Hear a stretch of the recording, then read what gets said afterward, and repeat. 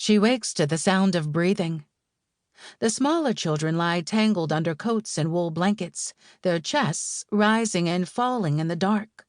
They have yet to stir. Their sister is always first. She looks around the room, seeing only silhouettes, the faint trace of a chin or brow lit from the street below. Mice scurry across the floor. Roaches crawl to the ceiling. A little sink drips and drips, sprouting mold from a rusted pipe. A few feet away is the yellow mop bucket they use as a toilet, and the mattress where the mother and father sleep clutched. Radiating out from them in all directions are the 8 children they share.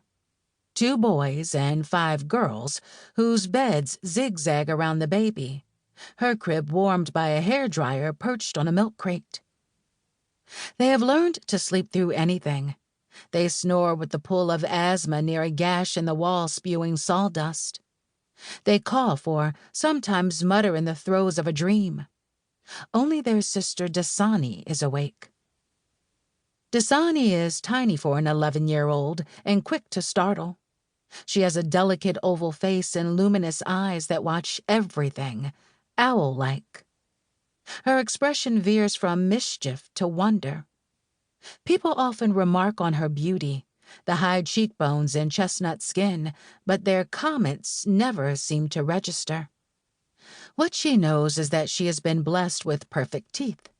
When braces are the stuff of fantasy, straight teeth are a lottery win. Slipping out from her covers, Dasani goes to the window. On mornings like this, she can see all the way past Brooklyn, over the rooftops and the projects in the shimmering East River. Her eyes can travel into Manhattan, to the top of the Empire State Building, the first New York skyscraper to reach 100 floors. This is the type of fact that she recites in a sing-song, look what I know way. She fixes her gaze on that distant temple, its tip pointed celestially, its facade lit with promise. It makes me feel like there's something going on out there, she says. I have a lot of possibility. I do, though. I have a lot of things to say. One of the first things Dasani will say is that she was running before she walked. She loves being first, the first to be born, the first to go to school, the first to win a fight, the first to make the honor roll. She is a child of New York City. Even Dasani's name speaks of a certain reach. The bottled water had come to Brooklyn's bodegas just before she was born, catching the fancy of her mother, who could not afford such indulgences. Who paid for water in a bottle?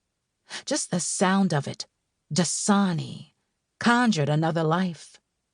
It signaled the presence of a new people at the turn of a new century, whose discovery of Brooklyn had just begun. By the time Dasani came into the world on May 26, 2001, the old Brooklyn was vanishing. Entire neighborhoods would be remade, their families displaced, their businesses shuttered, their histories erased by a gentrification so vast and meteoric that no brand of bottled water could have signaled it. And as prosperity rose for one group of people, poverty deepened for another, leaving Dasani to grow up, true to her name, in a novel kind of place.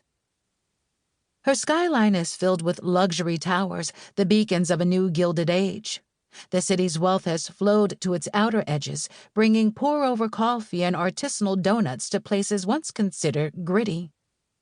Among them is Dasani's birthplace, Fort Greene, Brooklyn, where renovated townhouses come with landscaped gardens and heated marble floors.